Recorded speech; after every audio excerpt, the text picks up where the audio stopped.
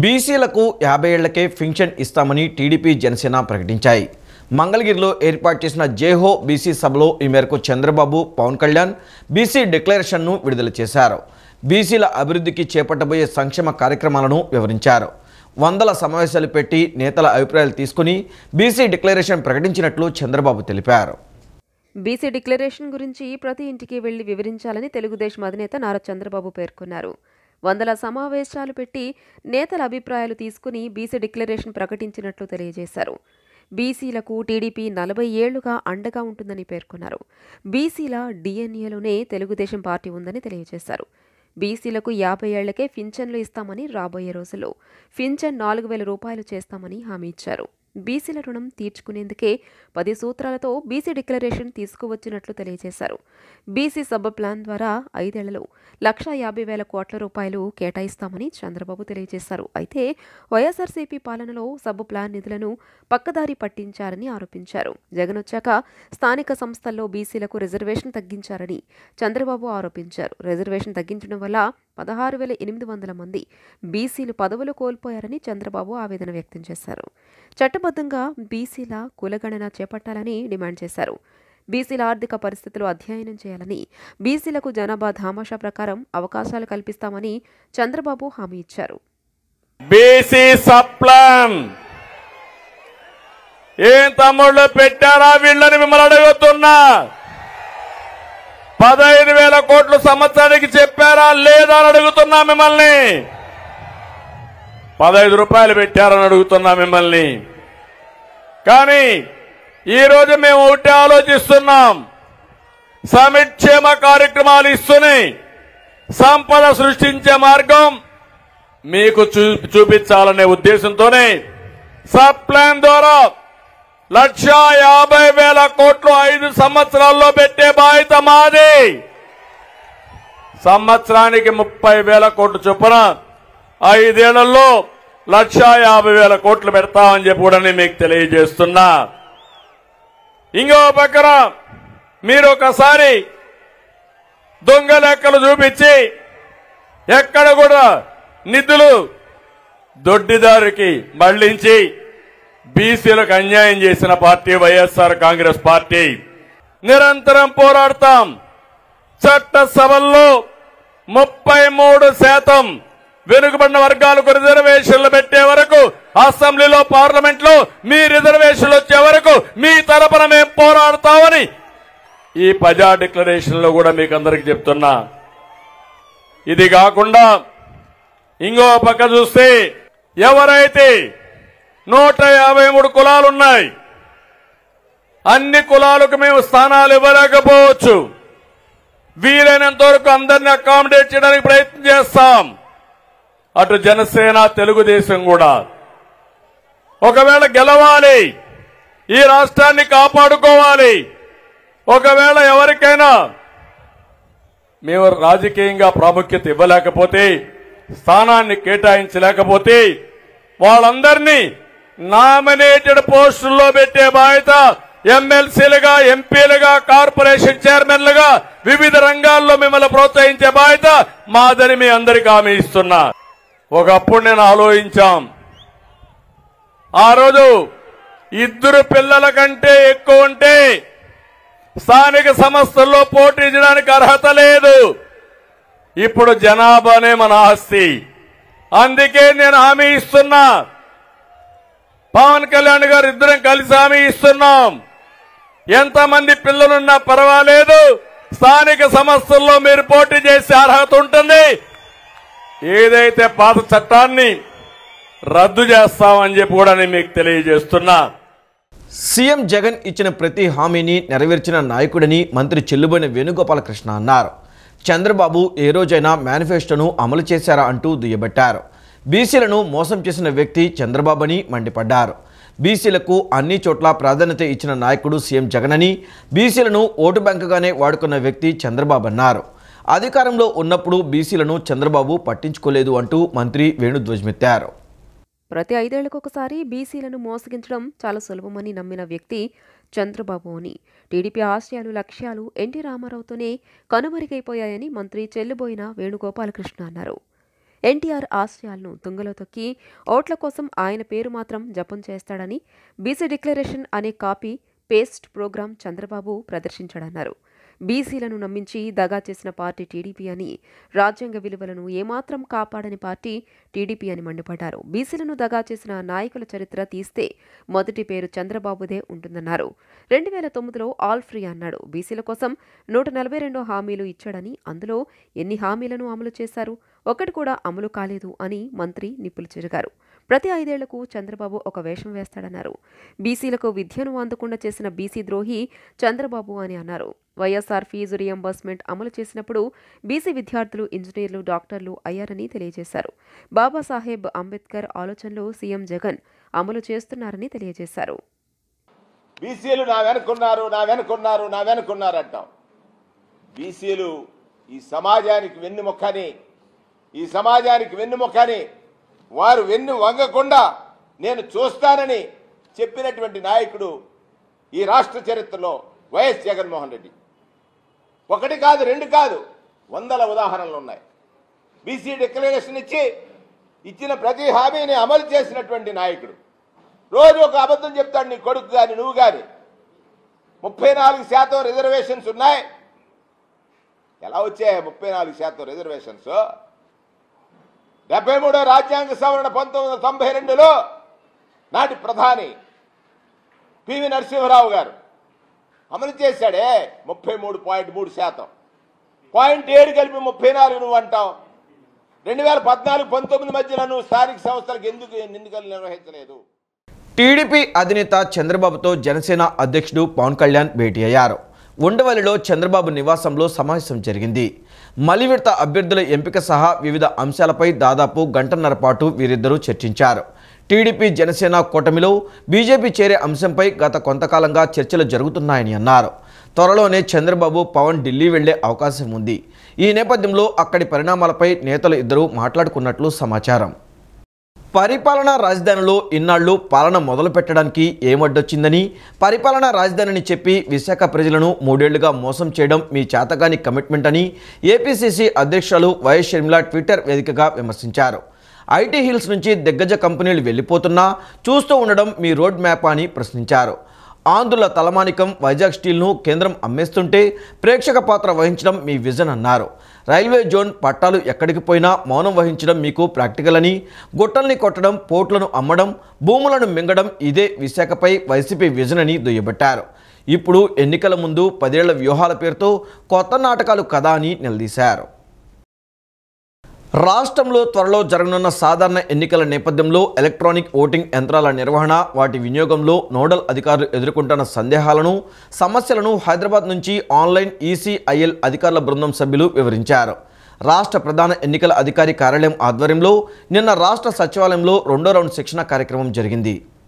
రాష్ట్రంలో త్వరలో జరగనున్న సాధారణ ఎన్నికల నేపథ్యంలో ఎలక్ట్రానిక్ ఓటింగ్ యంత్రాల నిర్వహణ, వాటి వినియోగంలో నోడల్ అధికారులు ఎదుర్కొంటున్న సందేహాలను, సమస్యలను హైదరాబాద్ నుంచి ఆన్లైన్ ఈసీఐఎల్ అధికారుల బృందం సభ్యులు సీనియర్ డీజీఎం ఏపీ రాజు, ఇంజనీర్ సీజీ ఆదిత్య నివృత్తి చేశారు.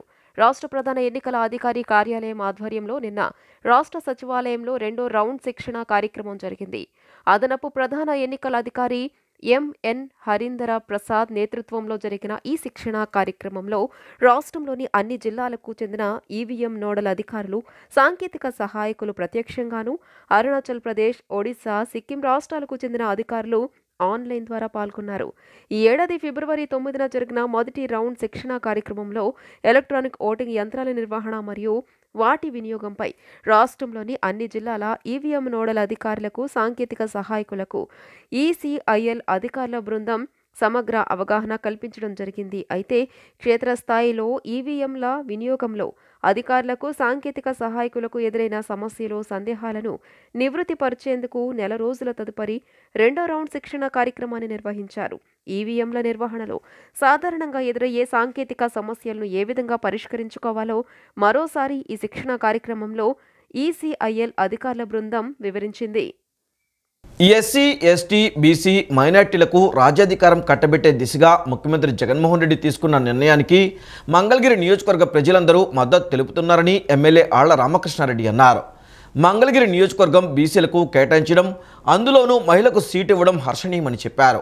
రాబోయే ఎన్నికల్లో అత్యధిక మెజార్టీతో బీసీ మహిళ మురుగుడు లావణ్యను గెలిపించుకుంటామని తెలిపారు. మంగళగిరి వైఎస్ఆర్ కాంగ్రెస్ పార్టీ ఇన్ఛార్జిగా నియమితులైన మురుగుడు లావణ్య ఈరోజు ఉదయం బైపాస్ రోడ్ దగ్గర విఘ్నేశ్వర స్వామి గుడిలో ప్రత్యేక పూజలు నిర్వహించి ప్రచారం ప్రారంభించారు. ఈ సందర్భంగా ఎమ్మెల్యే ఆళ్ల రామకృష్ణారెడ్డి మాట్లాడుతూ రాజ్యాంగం ప్రకారం ఎస్సీ, ఎస్టీ, బీసీ మైనార్టీలకు రాజ్యాధికారం కట్టబెట్టే దిశగా సీఎం జగన్ తీసుకున్న నిర్ణయానికి మంగళగిరి నియోజకవర్గ ప్రజలు కట్టుబడి ఉన్నారన్నారు. జగనన్న ఎస్సీ, ఎస్టీ, బీసీ మైనార్టీలకు ఎంతో సేవ చేశారని తెలియజేశారు. వైఎస్ఆర్ చేనేత కార్మిక వర్గానికి అండగా నిలబడ్డారన్నారు. మంగళగిరి సీటు బీసీలకు ఇవ్వడం, అందులోనూ మహిళకు కేటాయించడం హర్షణీయమన్నారు. మంగళగిరి నియోజకవర్గంలో ఈ 5 సంవత్సరాల్లో చేసిన అభివృద్ధిని వివరిస్తామని అన్నారు. బీసీలు, అందులో మరీ ముఖ్యంగా మహిళలు ముందుకు రావాలి. వాళ్ళైతేనే ఇవాళ వాళ్ళ సామాజిక వర్గానికి సంబంధించినటువంటి సమస్యల్ని గౌరవ ముఖ్యమంత్రి దృష్టికి, ప్రభుత్వం దృష్టికి తీసుకువస్తారు అనే నిర్ణయాన్ని మేమందరం కూడా స్వాగతిస్తూ ఈ రోజు నుంచి కూడా మరి పూర్తిగా మంగళగిరి నియోజకవర్గంలో ప్రతి ఇంటికి వెళ్ళి ఈ 5 సంవత్సరాల కాలంలో జగనన్న ఏ విధంగా అభివృద్ధి సంక్షేమం మా మంగళగిరికి చేసి చూపించాడు, దాన్ని కొనసాగిస్తూ వాళ్ళందరికీ వివరించుకొని మా అభ్యర్థి అయినటువంటి వైఎస్ఆర్ కాంగ్రెస్ పార్టీ అభ్యర్థి అయినటువంటి శ్రీమతి మురుగుడు లావణ్య గారిని అత్యధికమైనటువంటి ఓట్ల మెజార్టీతో గెలిపించాలని మేము ప్రజలందరినీ ఎమ్మెల్సీ మురుగుడు హనుమంతరావు మాట్లాడుతూ పూజా కార్యక్రమాలు నిర్వహించిన తర్వాత ఆత్మకూరు గ్రామంలో ప్రచారం ప్రారంభిస్తున్నామని అన్నారు. అందరూ కలిసి విజయం సాధించే వరకు కార్యకర్తలు నిద్రపోకుండా బాధ్యతగా పనిచేయాలని తెలియజేశారు. మంగళగిరిలో కూడా భారీ మెజారిటీతో గెలుస్తారన్నారు. ఎలక్షన్ పూర్తయ్యేంత వరకు బాధ్యతతో పనిచేసి ఈ రాష్ట్రంలో ముఖ్యమంత్రి జగన్మోహన్ రెడ్డి గారి సారథ్యంలో వైఎస్ఆర్ కాంగ్రెస్ పార్టీ ఘన విజయం సాధించుద్ది. అట్లానే మంగళగిరిలో కూడా మంచి మెజార్టీతో గెలుపొందేటటువంటి అవకాశాలు కనపడతా ఉన్నాయి. మంచి పరిస్థితులన్నింటినీ కూడా అర్థం చేసుకొని కార్యకర్తలందరూ కూడా బాగా వర్క్ చేసి ముందుకెళ్లాలని చెప్పి నేను ఈ సందర్భంలో తెలియజేస్తాను. మురుగుడు లావణ్య మాట్లాడుతూ ఒక బీసీ మహిళను ప్రోత్సహించడం సంతోషంగా ఉందన్నారు. నియోజకవర్గం ప్రజలందరూ కలిసి మంగళగిరి సీటు గెలిపించుకుంటారని తెలియజేశారు. జగనన్నకు తనకు ప్రజలు అండగా ఉంటారని, ఫ్యాన్ గుర్తుకు ఓటు వేసి గెలిపిస్తారని ఆకాంక్షిస్తున్నట్లు తెలియజేశారు. ఈ కార్యక్రమంలో మాజీ ఎమ్మెల్యే కాండ్రు కమల, పార్టీ నాయకులు, కార్యకర్తలు పాల్గొన్నారు.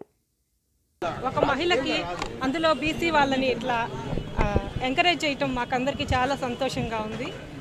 నియోజకవర్గంలో అందరం కలిసి ఐకమత్యంగా గెలిపించుకుంటాం ఈ సీటుని. ఖచ్చితంగా అందరూ నాకు అండగా ఉంటారని, అందరూ జగనన్నకి సపోర్ట్గా ఫ్యాన్ గుర్తుకు ఓటేసి నన్ను జగనన్నని గెలిపిస్తారని. టీడీపీ అధికారంలోకి రాగానే వివిధ వృత్తులు చేసుకునే బీసీ సోదరులకు 50 సంవత్సరాలకే 4,000 రూపాయల పెన్షన్ ఇస్తామని కృష్ణా జిల్లా పరిషత్ మాజీ చైర్పర్సన్ గద్దె అనురాధ తెలిపారు. బీసీ డిక్లరేషన్ సభలో చంద్రబాబు ప్రకటించారని అన్నారు. పెళ్లి కానుక కింద 1,00,000 రూపాయలు ఇస్తారని చెప్పారు. టీడీపీ సంక్షేమానికి మారుపేరని పేర్కొన్నారు. విజయవాడ తూర్పు నియోజకవర్గం 14వ డివిజన్ ఎన్టీఆర్ సర్కిల్ గంగానమ్మ గుడి ప్రాంతంలో ఎమ్మెల్యే గద్దె రామ్మోహన్, ఎంపీగా కేశినేని శివనాథ్ చిన్ని విజయాన్ని కాంక్షిస్తూ జిల్లా పరిషత్ మాజీ చైర్పర్సన్ గద్దె అనురాధ పర్యటించారు. బొపన భావకుమార్, కార్పొరేటర్లు ముమ్మనేని ప్రసాద్, చెన్నుపాటి ఉషారాణి, టీడీపీ, జనసేన నాయకులు, కార్యకర్తలతో కలిసి గద్దె అనురాధ ఇంటింటికి వెళ్లి భవిష్యత్తుకు గ్యారంటీ కరపత్రాలు పంపిణీ చేశారు. ఈ సందర్భంగా ఆమె మాట్లాడుతూ ప్రజలకు డబ్బులు ఇవ్వడానికి మనసు రాదని, లక్షల కోట్ల రూపాయలు మాత్రం వెనకేసుకుంటాడని చెప్పారు. టీడీపీ సంక్షేమానికి మారు పేరు అని పేర్కొన్నారు. నిరుపేదలకు కూడు, గూడు, గుడ్డ నినాదంతో మొట్టమొదటిసారిగా ప్రజా అవసరాలను గుర్తించి అమలు చేసింది టీడీపీ అని అన్నారు. టీడీపీ హయాంలోనే ఎంతో అభివృద్ధి చెందిందన్నారు. విజయవాడ రాజధానిగా అభివృద్ధి చెంది ఉంటే యువతకు ఉద్యోగాలు వచ్చావని చెప్పారు. జగన్మోహన్ రెడ్డి ముఖ్యమంత్రి అయిన తర్వాత ఎటువంటి అభివృద్ధి చేయకపోగా సచివాలయాన్ని కూడా తాకట్టు పెట్టారని విమర్శించారు. గవర్నమెంట్ ఆస్తుల్ని తాకట్టు పెట్టరా డబ్బులు అవసరం అయితే అంటే తాకట్టు పెట్టే పరిస్థితి, ఇన్ని లక్షల కోట్ల అప్పులు చేసే పరిస్థితి ఎందుకు వచ్చిందంటే మీకు పాలన చేతగాక. 14 సంవత్సరాలుగా చంద్రబాబు గారు ముఖ్యమంత్రిగా ఉన్నారు, 40 సంవత్సరాలుగా రాజకీయ జీవితంలో ఉన్నారు. మరి ఏనాడైనా ప్రభుత్వ ఆస్తుల్ని ఈ విధంగా అసెంబ్లీల్ని తాకట్టు పెట్టడం, మరి సచివాలయాలను తాకట్టు పెట్టడం మనం ఎక్కడ చూడలేదు. కానీ వీళ్ళు నిర్భీతిగా, నిస్సిగ్గుగా వీళ్ళు ప్రజలకి తెలియజేస్తూ ఉన్నారు, మేము ఏదైనా తాకట్టు పెడతామని. రేపు మన తలలను తీసుకెళ్ళి తాకట్టు పెడతారు. మళ్ళీ ఈ రోజున అదే జగన్మోహన్ రెడ్డి గారిని ఎన్నుకుంటే తస్మాత్ జాగ్రత్త, ప్రజలు జాగ్రత్తగా ఉండండి, ఒక మంచి పాలనని తీసుకొద్దాం. ఏదో ఒక రోజు అంటే మోసం పోయాం, ఒక్క అవకాశం అని అడిగితే మోసం పోయాం. ఆ ఒక్క అవకాశం అనే మాటనే మీరు నమ్మొద్దు. వైఎస్ఆర్సీపీకి ఓటు వేస్తే రాష్ట్రంలో మళ్లీ విధ్వంసం జరుగుతోందని విజయవాడ తూర్పు నియోజకవర్గ ప్రజలు అప్రమత్తంగా ఉండాలని ఎమ్మెల్యే గద్దె రామ్మోహన్ తనయుడు గద్దె క్రాంతి పిలుపునిచ్చారు. నగరంలోని 3వ డివిజన్ గణేష్ నగర్లో టీడీపీ జనసేన పార్టీ శ్రేణులతో కలిసి ఇంటింటికి వెళ్లి టీడీపీ జనసేన ఉమ్మడి అభ్యర్థి గద్దె రామ్మోహన్కు ఓటు వేసి గెలిపించాలని కోరారు. టీడీపీ జనసేన కూటమి అధికారంలోకి వస్తే సూపర్ 6 అమలు చేస్తామని ప్రతి కుటుంబానికి మేలు జరుగుతుందన్నారు. ఎవరెవరో వచ్చి ఒకే ఒక్క ఛాన్స్ ఇవ్వండి అడుగుతున్నారని, వారి మాటలు నమ్మవద్దని, వినకుండా ఓటు వేస్తే రాష్ట్రం కుక్కలు చింపిన విస్తరి మాదిరిగా తయారవుతుందని సూచించారు. ఏదో ఒక రకంగా ఒక్కసారైనా ఎమ్మెల్యే అవ్వాలని అడుగుతున్నారండి, కానీ ఏమీ మేము నమ్మమండి. ఆల్రెడీ ఒక ఛాన్స్ అని మోసపోయి ఉన్నాము అని కూడా చెప్తున్నారండి. అందులో ఈసారి మళ్ళీ వైసీపీ ప్రభుత్వం వస్తే ధ్వంసాలు ఇంకా అరాచకాలన్నీ పెరుగుతాయని అందరి ఆవేదన. అందుకే ఈసారి మనమందరం కూడా మన పిల్లల కోసం, వారి భవిష్యత్తు కోసం సైకిల్ గుర్తుకే ఓటేయాలని, జనసేన తెలుగుదేశం కలిసి వచ్చి చేతులు కలిపి టీడీపీ పార్టీని జయం చేయాలని కోరుకుంటూ, ఇదంతా కూడా ఆంధ్రప్రదేశ్ అనేది కానీ అభివృద్ధి ఆంధ్రప్రదేశ్ అయితే లేదు. అభివృద్ధి ఆంధ్రప్రదేశ్ రావాలంటే జనసేన తెలుగుదేశం ప్రభుత్వం రావాలని ప్రజలందరూ కోరుకుంటున్నారు. ఇక్కడ అందరికీ ఎలక్షన్ వచ్చేసరికి, పోలింగ్ బూత్ వచ్చేసరికి 5 కిలోమీటర్ల దూరంలో ఉన్న గుణదల్లో ఉంది. ఇప్పుడు కామినేని నగర్కి మార్చారనమాట గద్దె రామ్మోహన్ రావు గారి చొరవతో. అందువల్ల గద్దె రామ్మోహన్ రావు అందరికీ ధన్యవాదాలు తెలుపుకుంటున్నారు. ఇక్కడే గెలుపు మొదలైంది. ఎలక్షన్ బూత్ ఇక్కడ మార్చడం వల్ల దగ్గర నుంచే తెలుగుదేశం ప్రభుత్వం యొక్క గెలుపు మొదలైందని అందరూ ఇక్కడ చెప్తున్నారండి. మహమ్మద్ ప్రవక్త సూచించిన విధంగా మనం సంపాదించిన జ్ఞానం, ధనం ఎదుటివారికి సాయపడాలనే నినాదాన్ని స్ఫూర్తిగా తీసుకుని బ్రదర్హుడ్ సంస్థను స్థాపించినట్లు సంస్థ ప్రతినిధి అబ్దుల్ జమీల్ ఖాద్రీ చెప్పారు. సమాజంలో పేద, మధ్యతరగతి ముస్లిం మైనార్టీ సోదరులు తమకున్న తెలివితేటలను పదునుపెట్టి ఆర్థిక పురోగతికి బ్రదర్హుడ్ ఎల్లప్పుడూ అండగా నిలుస్తుందని భరోసా కల్పించారు. విజయవాడ నగర శివారు కానూరు మన కళ్యాణ మండపంలో బ్రదర్హుడ్ సంస్థ సొసైటీ ప్రారంభోత్సవ కార్యక్రమం ఘనంగా నిర్వహించారు. ఎండి షఫీవుల్లా, అబ్దుల్ జామిల్ ఖాద్రీ, ఎండి ఫర్వేజ్, ఎండి షాబాజ్ అనే 4 స్నేహితులు కలిసి బ్రదర్హుడ్ సంస్థను స్థాపించారు. ప్రధానంగా పేద, మధ్యతరగతి ముస్లిం మైనార్టీలకు చెందిన ఔత్సాహికులను గుర్తించి వారికి సొసైటీలో సభ్యత్వాన్ని కల్పిస్తారు. వారి ఆసక్తిగల రంగాల్లో సొసైటీ సభ్యులకు నైపుణ్యాలపై శిక్షణ ఇవ్వనున్నారు. అనంతరం స్వయం ఉపాధి సాధించేందుకు వ్యాపార అవకాశాలు, మార్కెటింగ్ సౌకర్యాల కల్పన బ్రదర్హుడ్ సంస్థ తన సహకారాన్ని అందిస్తోందని సంస్థ ప్రతినిధి జామిల్ ఖాద్రీ తెలియజేశారు. ప్రధానంగా బ్రదర్హుడ్ సొసైటీ ద్వారా కొత్తగా చేరిన సభ్యులకు వ్యాపార సంబంధాలు పెంచడం, సోదర భావాన్ని పెంపొందించడం, అర్హులైన వారికి సాయం చేయడం, వ్యక్తిత్వ వికాసాన్ని మెరుగుపరచడం, ఐకమత్యం ఉండటం, సొసైటీ సాయం, వ్యాపారం రంగంలో విజయాలు సాధించడం, సామాజిక సేవా కార్యక్రమాలు నిర్వహిస్తామని జామిల్ ఖాద్రీ తెలియజేశారు. మహమ్మద్ ప్రవక్త సూచించిన విధంగా మన సంపాదించిన జ్ఞానం, ధనం ఎదుటివారికి సాయపడాలనే నినాదాన్ని స్ఫూర్తిగా తీసుకుని బ్రదర్హుడ్ సంస్థను స్థాపించినట్లు సంస్థ ప్రతినిధి అబ్దుల్ జామిల్ ఖాద్రీ తెలియజేశారు. ముస్లిమ్స్ అండ్ మైనారిటీలైన ముస్లిమ్స్ యొక్క సంస్థ. ఇందులో ముస్లిమ్స్కి, వ్యాపారానికి ఈ రోజుల్లో మీరు చూస్తున్నారు, వ్యాపారం చేయడం చాలా కష్టతరమైంది. సో మనం ఏంటంటే చిన్న స్థాయిలో ఉన్న వ్యాపారస్తులకు వ్యాపారంలో కావాల్సిన మెలకువలు, జిఎస్టీ గురించి, అలాగే ఎంఎస్ఎంఈ గురించి వారికి కొద్దిగా నిపుణుల చేత ట్రైనింగ్ ఇప్పించి వ్యాపారం ఎలా చేస్తే బాగుంటుంది అనేది వారికి మేము నేర్పిస్తాం ఇక్కడ. అలాగే చారిటీ, ముస్లిమ్స్ది మెయిన్ మోటో చారిటీ అన్నమాట. మనలో ఉన్న చిన్న స్థాయి వర్గాల వారికి వ్యాపార పరంగా, అలాగే ఆర్థిక పరంగా, అలాగే చదువులో వెనకబడుతున్న వారికి కూడా సహాయం చేయడం ఈ సొసైటీ యొక్క ముఖ్య ఉద్దేశం. కృష్ణా జిల్లా గన్నవరం నియోజకవర్గం ఉంగుటూరు మండలం పొట్టిపాడు టోల్గేట్ వద్ద ట్రాలీ లారీలో తరలిస్తున్న గంజాయిని గన్నవరం స్పెషల్ ఎన్ఫోర్స్మెంట్ అధికారులు స్వాధీనం చేసుకున్నారు. గంజాయి తరలిస్తున్నట్లు రాబడిన సమాచారం మేరకు ట్రాలీ లారీని సెబ్ అధికారులు అదుపులోకి తీసుకున్నారు. ట్రాలీ లారీలో ఉన్న 97 గంజాయి ప్యాకెట్లను స్వాధీనం చేసుకున్నారు. 97 ప్యాకెట్లలో ఉన్న 206 కేజీల గంజాయిని స్వాధీనం చేసుకున్నారు. తమిళనాడుకు చెందిన తాతపూడి దేవయ్య జోష్వా జ్ఞానరాజు అనే వ్యక్తిని అదుపులోకి తీసుకుని వారి వద్ద నుండి 3 సెల్ ఫోన్లు 2000 రూపాయల నగదు స్వాధీనం చేసుకుని కేసు నమోదు చేసి దర్యాప్తు చేస్తున్నట్లు అధికారులు తెలిపారు. హెడ్ క్వార్టర్స్ నుంచి వచ్చిన సమాచారం మేరకు మన సబ్ కమిషనర్ గారు ఎం రవిప్రకాష్ గారు మరియు స్పెషల్ ఎన్ఫోర్స్మెంట్ బ్యూరో ఎస్పీ గారు మహేశ్వర్ రాజు గారు ఆదేశాలపై మేము నిన్న గన్నవరం సబ్ ఎస్హెచ్ఓ గారికి సమాచారం అందించాం. ఆ సమాచారం ఆధారంగా వారు తన బృందంతో ఈ పొట్టిపాడు టోల్ ప్లాజా దగ్గర వాహనాలు తనిఖీ చేపడితే అందులో ఒక trolley lorry number TN 88K 3244 అనే లారీని ఆపి తనిఖీ చేయగా ఆ లారీలో ముద్దాయి మద్రాసు వాస్తవుడు తమిళనాడు రాష్ట్రానికి చెందినవాడు తాతపూడి దేవయ్య జోష్నా జాన్రాజ్ అనే వ్యక్తిని అదుపులోకి తీసుకుని అతను విచారిస్తే అతను ఈ వార్తలు ఇంతటితో సమాప్తం. నమస్కారం.